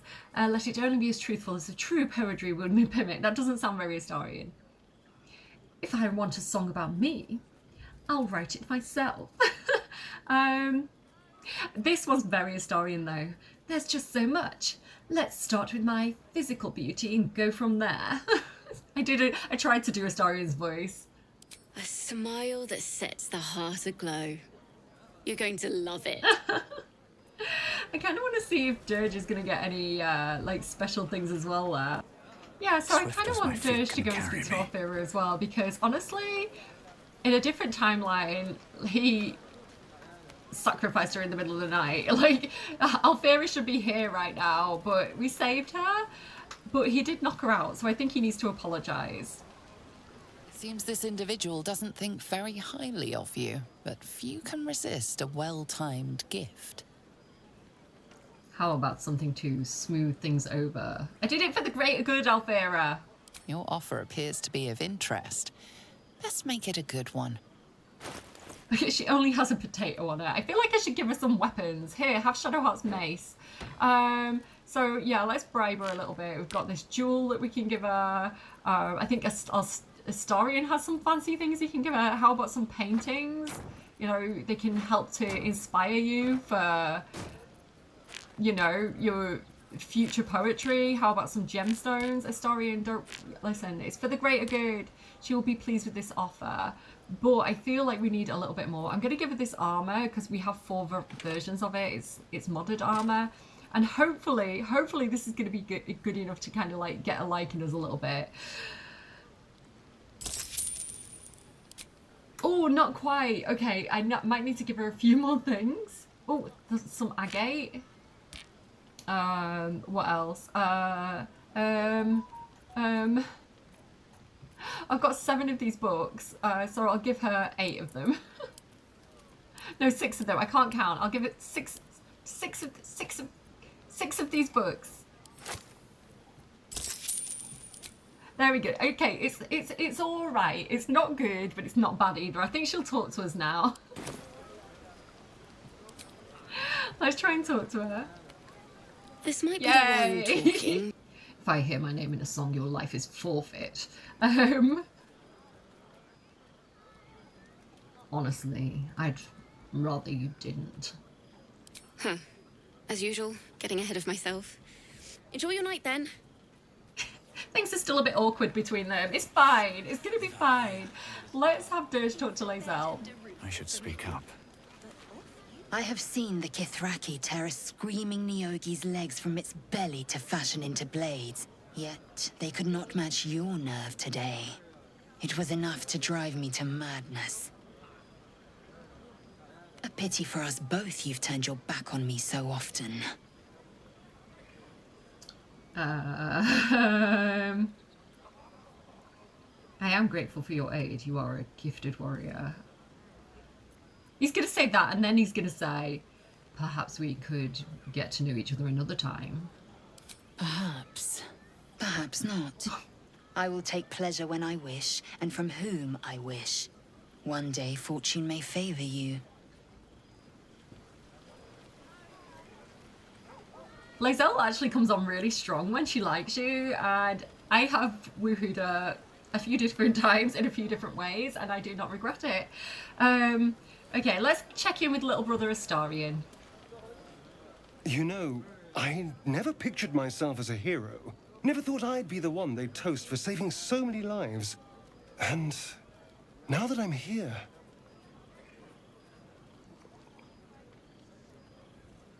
I hate it. This is awful. So we're getting a few repeat scenes. It does depend on our relationship, what they say to us. But we have different options. So I kind of want to use the different options, see what happens. So where Cordia went, really, saving lives is awful. Dirge would say, it's not that bad. Think of all the goblins you killed. True. That was fun. Still, I would have liked more for my trouble than a pat on the head and vinegar for wine. So Dirge is going to take the bottle and try the wine. Is it wine or is it blood? Astarion? It's a heavy, rich red, dry and sharp. See what I mean? Awful. All I want is a little fun. Is that so much to ask? I think we're all drinking the Itchbank. Itchbank, that's what it's called, right? Itchbank. Maybe try some mermaid whiskey. And what's your idea of a little fun? He's thinking, yeah, let's go on a midnight hunt. By the hells. Sex, my dear. A night of passion. Let's wait until things quieten down. Once the others are asleep, we'll find each other. Okay, guys. I don't know how I feel about Dirge and Astarion. I do ship Dirge and Astarion romances, but I don't know because this is my Dirge, and I see their relationship as more like big brother, little brother kind of thing. I don't know how I feel about romance with them both.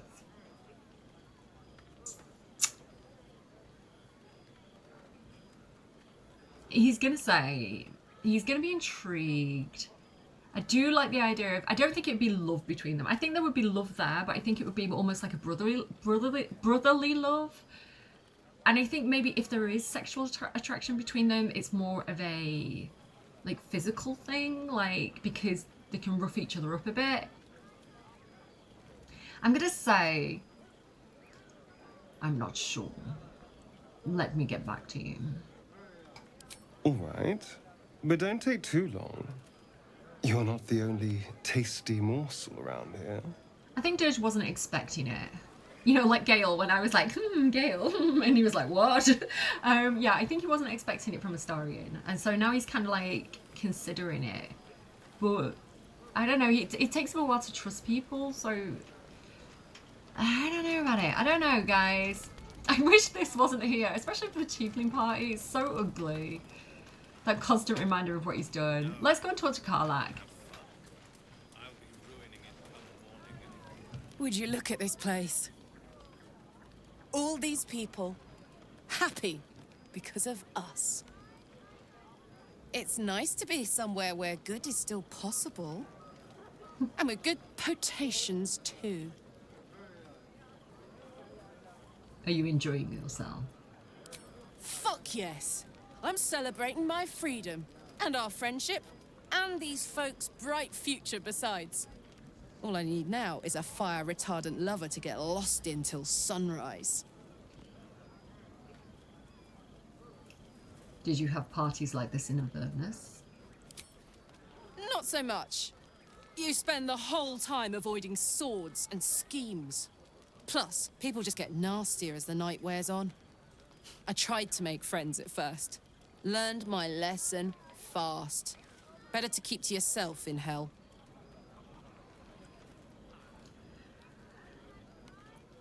Do you know, I think Dirge would like Carla. They've been through quite a lot together. You know, he found her on that log, kind of burning up, and, you know, fought the paladins with her. He admired how, you know, brutal she can be. He admired her strength. He admires her lust for life as well, like, you know, fighting through those dark times. He helped her with Damon. So I think he would be quite close to her at this point. I think he would be interested in spending the evening with her. She's very hot. But I don't like this line. I think I've drummed up the courage to tell you how much I like you. I don't think he'd say that.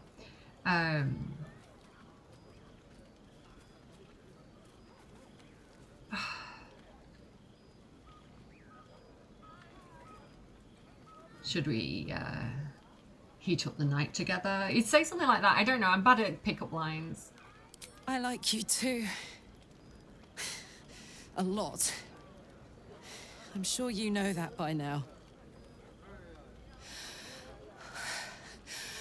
Oh, God. You know I want that more than fucking anything. I'll come find you when the others have gone to bed.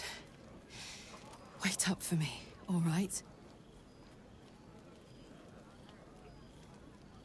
Yes. She's so cute. I love Karlach so much. She's so upfront, right? She doesn't hide anything. Like, everything is out there, like her feelings. I love that she's confident in that way where she can just express exactly how she feels. She's so cool. Like, such a big kid, you know? Okay, unfortunately, Cordia isn't having much luck with finding someone to spend the evening with. Let's go over here. Like, oh, there's Moll. Let's speak to... Oh, Scratch, hi. I like these people. They're joyful. It's contagious. I love that he's going around and like people are paying attention to him as well. It's so cute and he's so happy. Let's check in with Zevlor. He's a bit like a father figure to us at this point. Hearts a quiver. You have no idea how good it feels to see these people smiling. The singing we could probably do without, but even so, thank you. I'm sorry, I really shouldn't have sung along to Barg Dance. I've never been much of a bard. And here's Moll. Moll's the only child here, but I like the idea that she's kind of keeping guard and they're all kind of like off playing in the ruins. But let's go say hi. If any of your stuff goes missing, just let me know. You're family now. Got it. It's so cute. I love her. And over here, I think last but certainly not least is Halsin, and then maybe Cordia can maybe find a date. We'll see. Go on now. Don't waste a night like this talking to me. We'll discuss your problem tomorrow. Well, I thought you'd care to have a drink with me. In truth, I rarely imbibe. The stuff goes right to my head.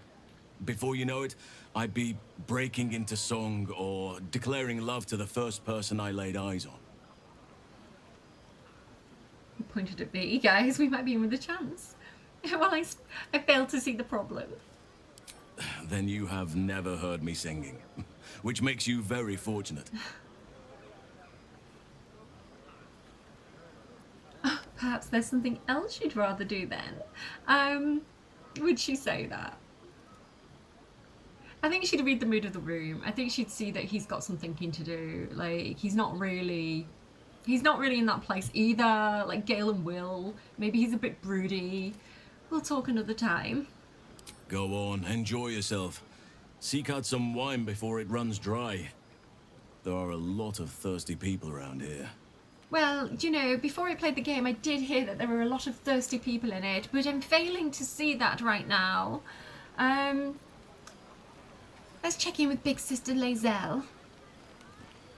I have seen the Kithraki tear a screaming Neogi's legs from its belly to fashion into blades. Yet they could not match your nerve today.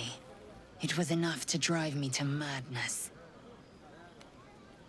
I smell their blood on you still. I smell your sweat. I mean to taste it. Are you asking for sex? Sex. A night such as this calls for flesh to feast on. And I have chosen the sweetest. It's kind of flattering that she saved herself for us. Like, she said no to Dirge and she's like got her eyes on us, but I'll think about it. You know the fortune of my company. Another fortune yet stands before you. A warrior's flesh, rarely tasted. Think if you must. The chance will pass come light of day. I think Cordia is a bit more of a softly person, and Lae'zel's very upfront. I think if Lae'zel had come on to Dirge, like, that would have been a yes. Like, I see those two, you know, dragon riders, all that kind of stuff. And even though we've got dragon ancestry, I think I'll think about it, Lae'zel. So, and again, this is why it was really important for me to get those points up with Shadowheart after we ruined it using the Friends cantrip. So I did, in the last episode, I did use this little mod, which gives us some keys, which bumps up the approval a little bit with Shadowheart, because honestly, I ship these two. So fingers crossed Shadowheart's actually interested in us now. Everyone seems to be in high spirits. Strange. You know who I never thought I'd find myself caring for? The refugees? Exactly right. Never gave them much thought. Certainly not that bunch in the grove. Yet we came through for them. We saved their lives. Odd. Not so odd. We did the right thing. I think she would actually say though, are you worried Shah won't approve? Something like that. I was taught to reject anything that distracted from Shah. But there'll be time for penance later. Share a bottle with me?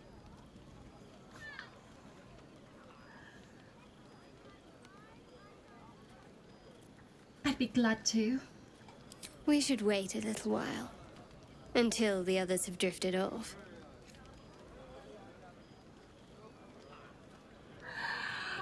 I love her. In my first playthrough, I did Romance Shadowheart.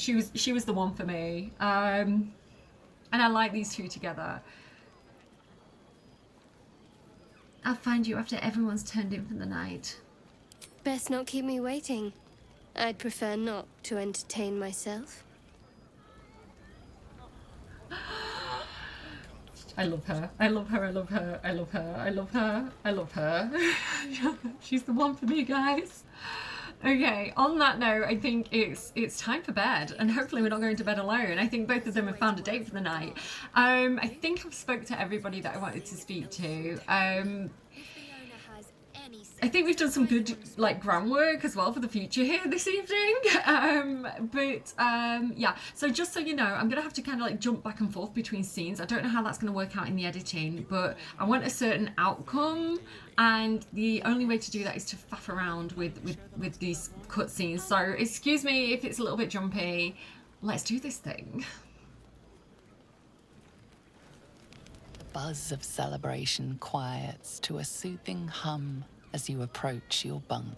Though you seek repose, you needn't spend the night alone. There is one who yearns for you in the dark.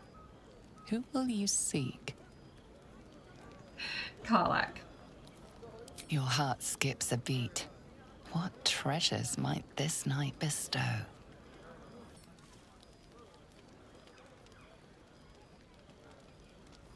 Hey, a soldier. I think everyone's asleep. May I? Hello, you. I've been waiting for this all night. Isn't it mad? How good life is.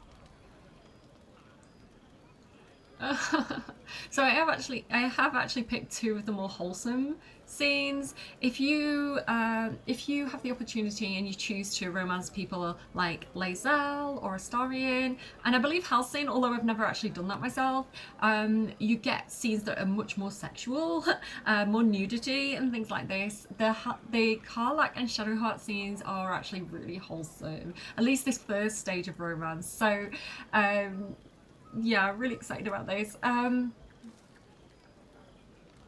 He's turning on the rose, Dirge. I feel like being with someone who's so open and honest and has such a love for life. You know, Karlach's so happy to be alive. He feels really actually quite relaxed in her presence. He doesn't feel vulnerable and defensive. So I feel like he can kind of enjoy being with somebody like that. And he's going to say, I know what you mean. When I look at you, it's all I can think about. Thank the gods. I was afraid I was the only one. 10 years is a long time to be trapped in the hells. 10 years without a kind word. A touch. When I look at you, I feel real again. Alive. Gods, I want to ride you till you see stars. Love it. Oh, so just acknowledging that the pose that they're doing is a little bit awkward, unfortunately. It's a bit distracting, I think, from the romance scene. I wish they'd thought of a different animation to use there, but we'll just try and ignore that. Dirge is into it. He's like, you don't have to ask me twice. Let's go. I'm sorry. I shouldn't tease you, or myself. I'd give anything to touch you, but I can't. Not until I can be sure I won't burn you. He's a pretty tough boy, you know. How about just one kiss? I'll turn you to charcoal. Guaranteed. Girl, we've got healing potions. It's not like I've been not hit by fire in the goblin camp and things like that. Listen, I had a guy use daggers on me in the goblin camp. Like, listen, I'm pretty tough, right? Natural armor. It's all good. Let's go. We'll make it quick. One tiny kiss. Nothing more. We can try, but don't hurt those pretty lips of yours, all right? They feature heavily in my future plans. So this is why I had to change the clothes, because the modded clothing in that scene where it like zooms in on her chest, it glitched and it was just her boobs, guys. I just had full frontal. And I really like Lae'zel's clothing there because you can actually see her heart glowing, which is it's so sweet and wholesome. Kiss her more deeply, your passion is hotter than her flames. Wait, no!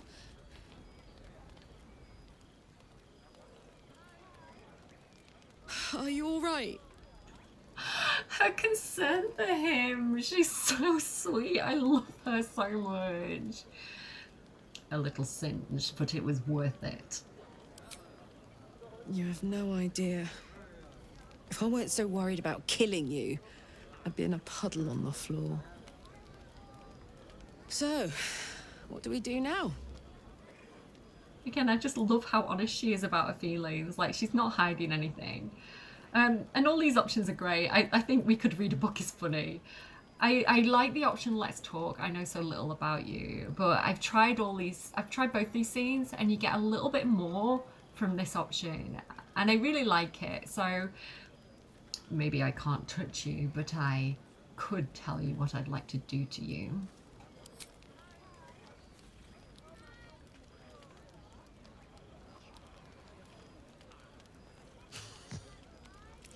I like the sound of that. My turn.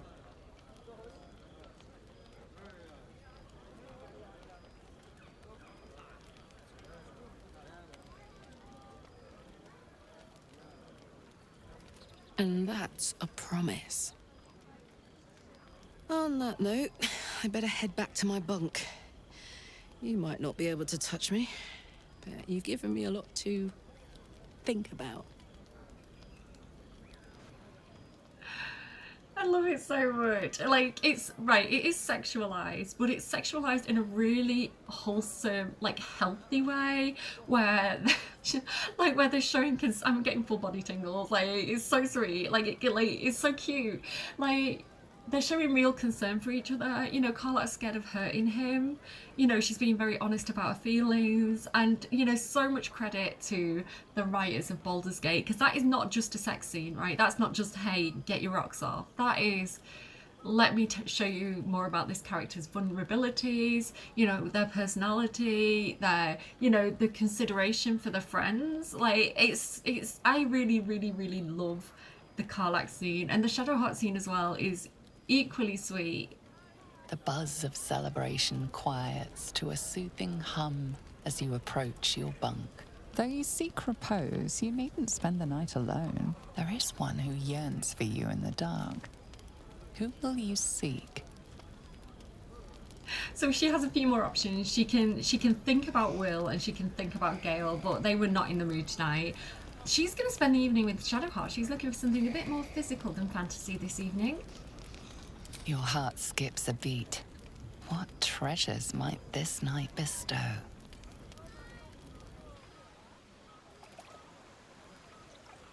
You made it. Come here. Sit with me.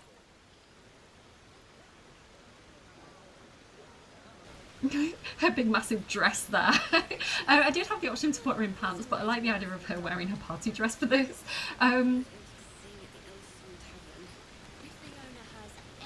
I wouldn't dream of missing it. Actually, do you know what? I like this. Did you think I wouldn't show? Lots of people make promises. Few keep them. Well, to begin, I think a toast is in order. Any suggestions? I think I might cry, guys. I don't know, like, people letting her down, you know? I don't want to be that person to her. To survival. Again, they've both been through so much, you know, the fact that they're still here and breathing, you know, to survival. Very practical. We could have toasted to that every night so far. Here's to many more. Survival. Now tell me something about yourself. And no tadpoles, dragons, marauding goblins, or anything like that. Something about you. So we have this option here, Drow, share memories of growing up in the Underdark, and I'm going to do a bit of role play here. So I'm going to say, when you were telling me about your dream of becoming a Dark Justiciar, and you were talking to me about your Mother Superior, it reminded me of my childhood in the Underdark in Menzoberranzan, and trying to please my own mother. I was an only child, and when I was born with these scales, I think my parents were afraid of the other houses being jealous of my power, and, you know, maybe the other houses would see me as a threat, so they protected me from my cousins, which is very rare in the Drow world. I had quite a sheltered upbringing. Then I had my own Mother Superior, who was going to train me in the ways of being a High Priestess of love. I was to go to the surface, and I was tasked with finding a mortal to bring back and sacrifice to love. Illistery found me. She spoke directly to me and showed me a different path. That feeling of trying to please my Mother Superior and being raised in such a hostile environment, what you shared with me really reminded me of that. That's what she's going to say. I do think they are kind of kindred spirits there. You must have an extraordinary affinity for the darkness. I'm jealous. Don't stop now. Not just as things are getting interesting. I feel like that Claudia kind of opened up to her, and she kind of, like, you know, lightening the mood, she kind of teased her a little bit, but she had just shared, you know, something of herself. So I think now she would say, your turn. I insist. A little give and take is only fair. I don't know why Astarion is like lurking in the bushes, giving me bardic inspiration. When I've done this scene like in testing, I sometimes can guide myself. And like sometimes I get bardic inspiration off Astari and it's very strange. But I'll take it. A D6 is better than a D4 after all. Oh no, and I need it. Oh, I don't think it actually gave it me. I don't know what that's about. Don't laugh, but I'm not quite sure I have anything to share. When you worship Shard, secrecy is everything. We'll sacrifice our own memories when ordered to. A lot of the little things, they're lost to me right now. Wrong. You like night orchids and can't swim. You told me once. I did. And you remembered. You're sweet. There's still plenty of wine, and the whole night is ahead of us.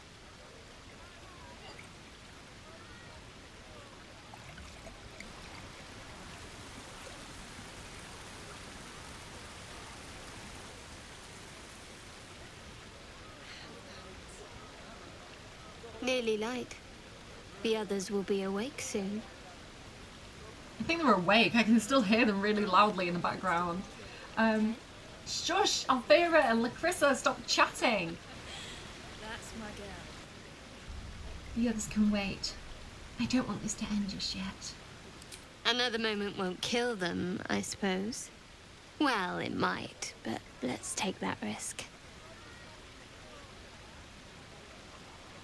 Thank you for last night. I hate that angle that she's at there. It's like her eyes are rolling back in her head. There's no need to thank me. Well deserved, though. She trails off. You read an invitation in her eyes. You know, if you want something, I think you should take it.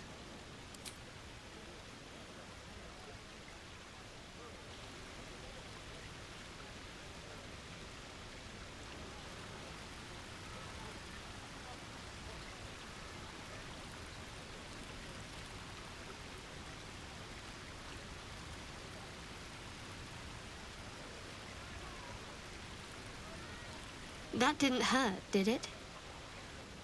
No, far from it. Good to know. For the future. Let's head back, if we must. Again, super wholesome and sweet. I love the friendship developing there. I trust you enjoyed your evening. After all your efforts, it was well deserved. It may be some time before you're afforded another such night. There is much to be done, and I promised I would help you however I could. I'm certain a cure for you can be found at Moonrise Towers, but it's complicated. The journey specifically, it's extremely perilous, though it seems you're well accustomed to navigating danger. Finally, we're catching up on our puppet master, and the hunt ends at Moonrise Towers. It's fun. There's always different people in this scene for me, so I don't like those little like popping dialogues. I get something different each time, so when I can, I'm going to refilm and try and get as many of the companion reactions as I can, and I'll just kind of keep cutting them in. I've been doing this for a while throughout this Let's Play, so I've jumped through hoops a little bit. I had to do a lot of testing with these scenes because I kept on getting dirge in this scene, and I really wanted Cordia and Shadowheart, and sometimes the companions randomized, so I had to reload, like full disclosure, to get this. The Halcyon jump scare scene though, like first thing in the morning he's like, right, to Moonrise. It's like it doesn't even give you time to like, you know, comprehend like what you've just experienced that night before, because that's quite an important romance scene, and then you jump scared with Halcyon. So yeah, I just want to talk about like the Shadowheart scene as well. Like it's just really wholesome, it's really, really sweet. I love the kind of kindred spirits in a similar way to like Dirge and Astarion are kind of kindred spirits. They've got a lot of similarities, you know, with the like Astarion's need to go like the bloodlust and, you know, things like this. And same with Cordia and Shadowheart. you know, they've both had quite brutal upbringings. You know, they've been raised in a dog-eat-dog environment as children, and you know, they're both clerics. They need to, you know, praise. You know, they both have mother superiors, so you know they've got a lot of similarities. And that mother superior thing, a lot of the stuff that I'm saying about Cordia and the Underdark are all lore, they're all canon. You can go and research these things yourself. Like, so yeah, I really love that they do have almost like quite a sisterly kind of romance going on, where they can open up to each other and understand each other really well. And I love Shadowheart as a romanceable companion. I do feel very, very protective over her. Lae'zel as well, very protective over. Anyway, let's get on with it. So, Halcyon jump scare. But what's so dangerous about it? To get to the towers, you'll need to pass through a terrible place. A cursed place. This curse shrouds everything in shadow. You will not find life, light, or anything natural there. Any who linger are twisted by the curse. They become shadow beings, tormented, dangerous souls. But the Absolute's forces can tolerate such a place. So it seems, though I don't know how. You will have to choose your approach carefully. You could go overland, along the Risen Road or through the mountains. Easier at first, but you'll run into the Shadow Curse eventually. You could also go under. There is a tunnel somewhere in the ruined Temple of Selûne. It leads to Moonrise Towers through the Underdark. Long ago, a man called Ketheric Thorm built a secret stronghold deep down there, before rallying a whole army of Dark Justiciars, Shah worshippers. Dark Justiciars. I must see for myself. Eralyne and his lot were looking for a way down there. They were promised riches if they retrieved a relic called the Night Song. But I think there's more. From this stronghold, Ketheric's forces could access both the Temple of Selûne and Moonrise Towers. But he was defeated before he could launch an attack. If you can find this place, I'll wager it will reveal a more direct path to Moonrise Towers. And maybe even bypass the worst of the Shadow Curse. Underground, overground, wombling free, the wombles of Wimbledon, common army. What can you say? Like, underground, overground, druid in free, the shadow curse of the Underdark are we. Right, listen, Halcyon is doing a massive lore dump on us now, and it's a lot to take in. Like, this is kind of like an overwhelming moment in the game, I think, for a lot of people. Like, there's just so much information. But don't worry, I'm gonna kind of guide us through it one step at a time. I know what we're doing, guys. Trust me. Trust me, I'm a drow. The Underdark's my home.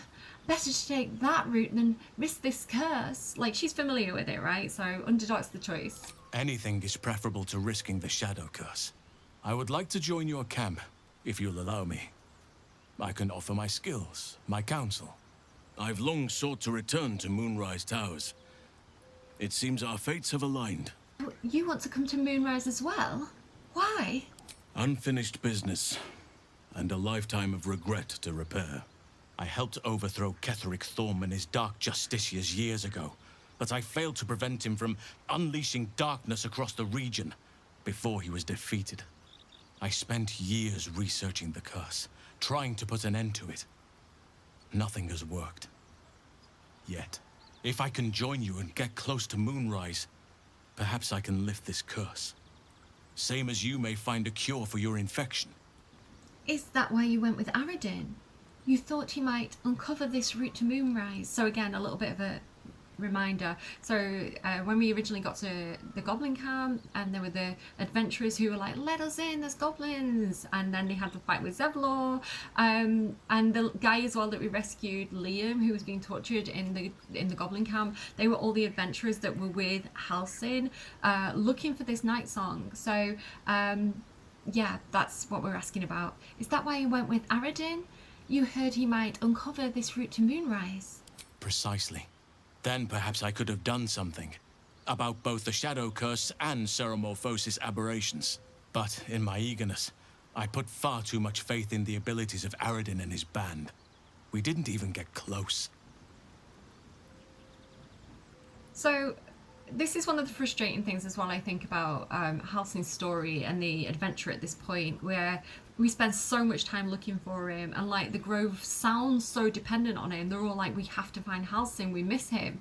And then we finally find him. He spends like 1 day at the Grove, depending on like how you take your short rests, and then he's leaving again. So I don't know, it's a bit frustrating, I think, that, you know, this thing that seemed really important, and now he's like, that's not important at all. You wasted your time finding me. I don't know. But what about the Grove? I've chosen a successor as first druid, Francesca of the High Forest. A bird's already been dispatched to summon her.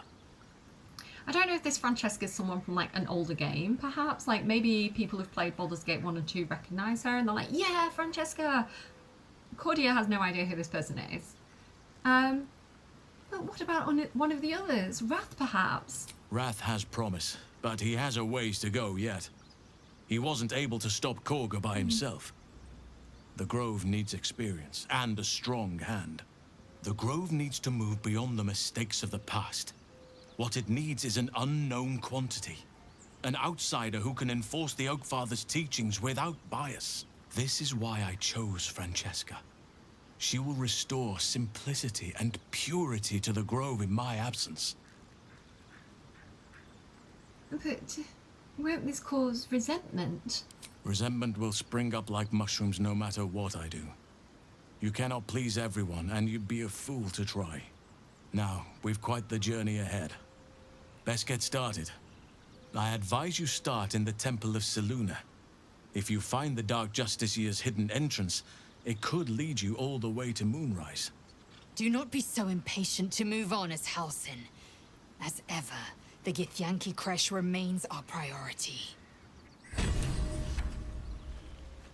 Astarion in his fancy clothing there. Okay, so a lot to take in. Oh my goodness, Will can level up. The first among us. So yeah, a lot to take in there. So as a recap, just in case you're like, what is happening now? So we're following the source of the illithid tadpoles, like the source of the infection, as Halsin calls it, to Moonrise Towers. This is also the place that we know Will's dad has been taken. So if we go to Moonrise Towers, we can save Will's dad. We can maybe figure out what's going on with the tadpoles. We can speak to this Ketheric Thorn guy perhaps, and, you know, try and reason with him. There's also this curse that the land is suffering from, so, you know, hopefully that's not going to be too bad. But what we need to do before we even get there, that is like Act 2. There's still so much in Act 1 that we need to do. So we need to, there's two paths basically, the Underdark and the Mountain Pass. If we go through the Underdark, that is Cordy's home, she feels safe there. And also he's talking about like stuff to do with the Dark Justiciars, and like Shadowheart's ears absolutely pricked up there. So I think being very close to Shadowheart, like we definitely want to, like, Cordia knows how important the Dark Justiciars are to Shadowheart. That's what she wants to be, right? So I feel like going and investigating the Underdark with Cordia's experience and Shadowheart's interest in the Dark Justiciars definitely sounds like something they're going to want to do. We may have Lae'zel continue to look for the Githyanki Kresh with Dirge.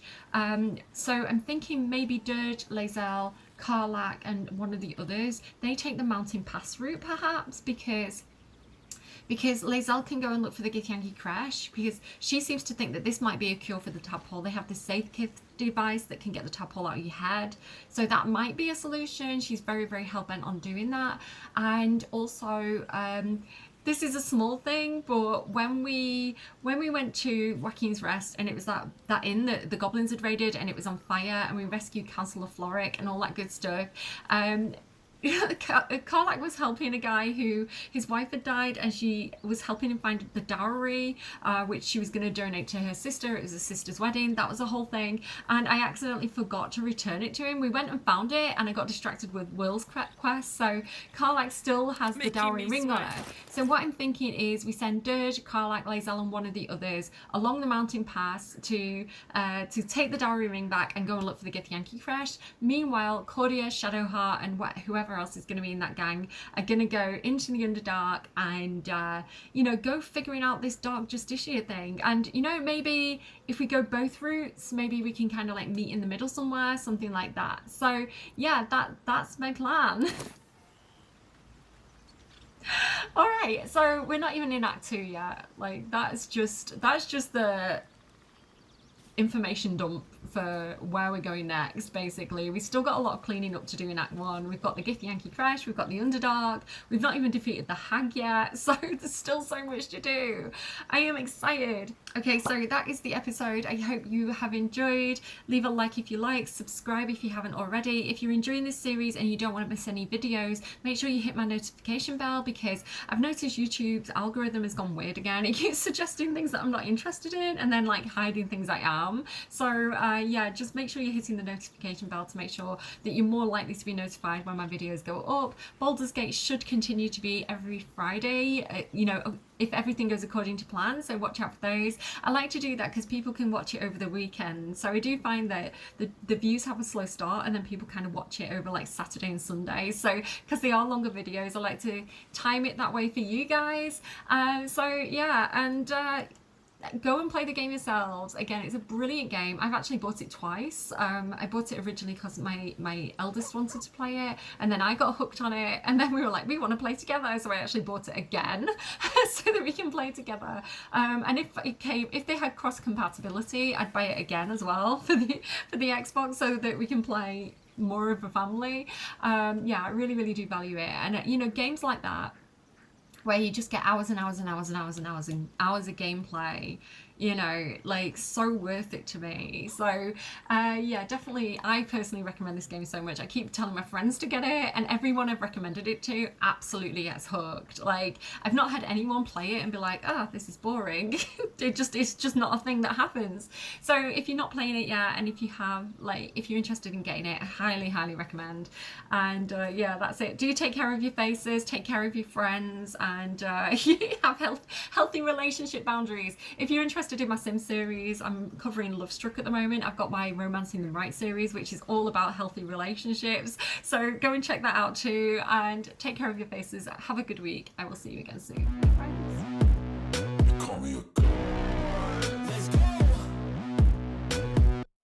I'm about to go off like a weapon, fuel to the top, got a filled up engine. In my thoughts, obsession, I will not stop, no, I'm never second guessing.